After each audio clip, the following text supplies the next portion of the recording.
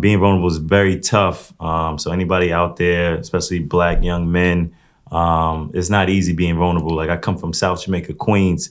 So it's the toughest people. Well, you're from the Bronx. People from the Bronx are a little crazy out there. But South Jamaica, Queens ain't no picnic over there. No, and my staple is my smile. You know what I mean? And my mom always be like, have me in the mirror, practicing my smile. So that's my thing. And coming from South Jamaica, Queens, you can't just be smiling out there walking around. But I did. You know what I mean? That's who I am. And I had to be vulnerable, and I had to kind of, own that, and they accepted it, you know what I mean? And I'll give you a quick story. One day I was coming into my apartment in Southside, walking in with mad groceries, smiling, mad happy. Like 5 niggas walking by. They like, yo, what's up with them groceries and all that? I'm like, yo, what? Like, fuck is y'all talking about? You know what I mean? I put it on quick. Yeah. And I realized, you know what I mean? Like that face you gotta kind of have to kind of get through the neighborhood and everything. So just being vulnerable it's not easy at all. You know what I mean? And it translated into body armor, because then I would go into targets, right? There was a point in my life where I would always have to hit these targets. Yeah. And the first target I would go to, I never got a sale in the first store I went to, right? And I was like, what the fuck is with the first store? I can't get the first store. And then I realized that I had the look from the neighborhood, because, in the morning time, you wake up, you walk out, you see all these, right? And I would bring that energy into the first store I would go into. And then one day I just realized, I'm like, you got that look from the neighborhood, bro. You gotta, like, you know what I mean? And after that, then I just started being myself, and I go back to the neighborhood, I'm smiling, I'm who I am. And, I love I'm from Baisley. I love my people from Baisley. And, but it's not easy being vulnerable, man. So any young Black or any race you are, just accept who you are and be who you are. You know what I mean? Especially in today's world, you got all kinds of people and stuff. So just accept who you are. You know what I mean? Yo, respect for that, man. Appreciate it, man. And like, again, man, that's the tough part. Like how you grow up in South Jamaica, Queens, how you grow up in Bed-Stuy, Brooklyn, how you grow up in the South Bronx. And you taught, like, again, like, I'm happy. My life is good. And people see that as weakness. That's a fact.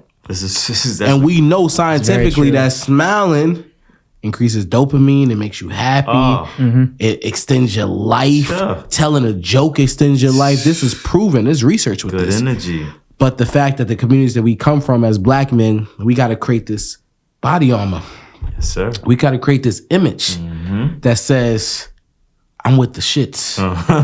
That's a fact. I dare you to play with me. That's a fact. Even the motherfuckers that's cowards do it. Yeah. This is true. I'm happy. I like school. Now I don't got lunch money. The fuck? You supposed to highlight me. This is very, very true. You supposed to be happy. You supposed to push me forward. Facts. Somebody in my neighborhood doing something. So what that do when we get adults? But the thing is a reflection.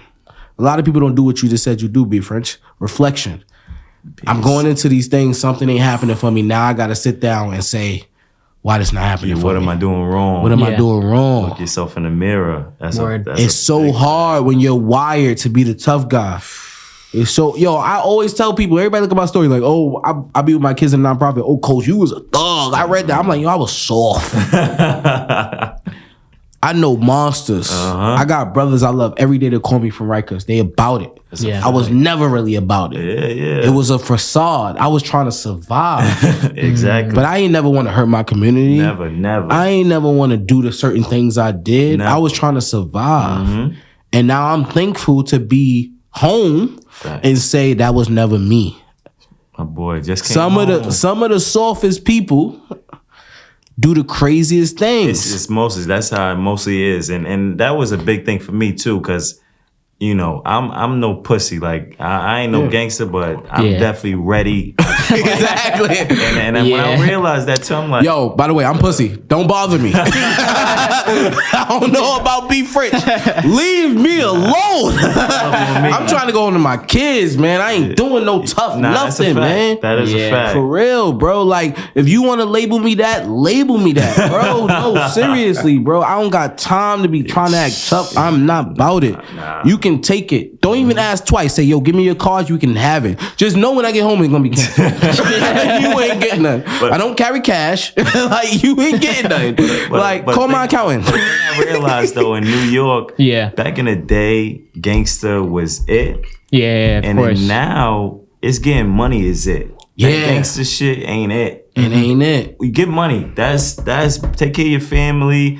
Buy your mama a house. I heard Meek say this too, but you know what I mean? Doing that and selling a fucking beverage company, that's gangster. That's but why it ain't it? You should know this more than anybody. Why it ain't it? Because only your uncle beat this.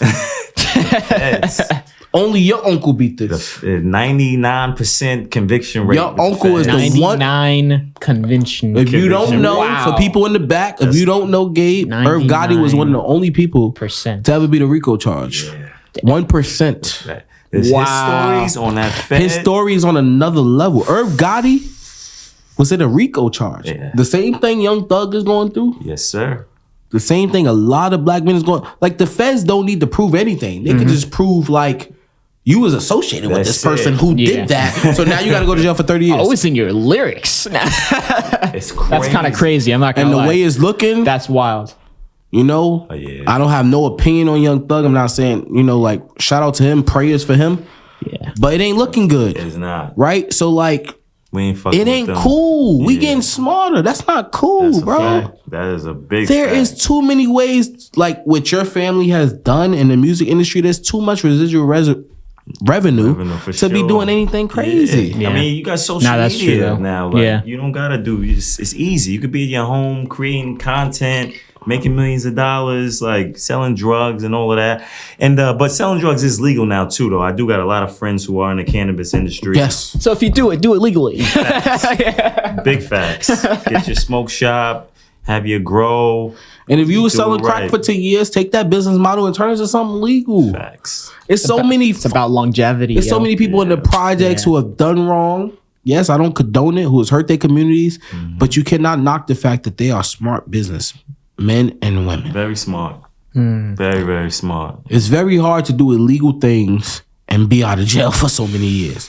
What if so many black men and women took those talents and turned it into something positive? Then most of the reasons I've been successful is that I've learned things from the hood that translate well into business. Absolutely. I've learned so many lessons from the Bronx. Everything I do, from charisma, when to be crazy, when to shut up.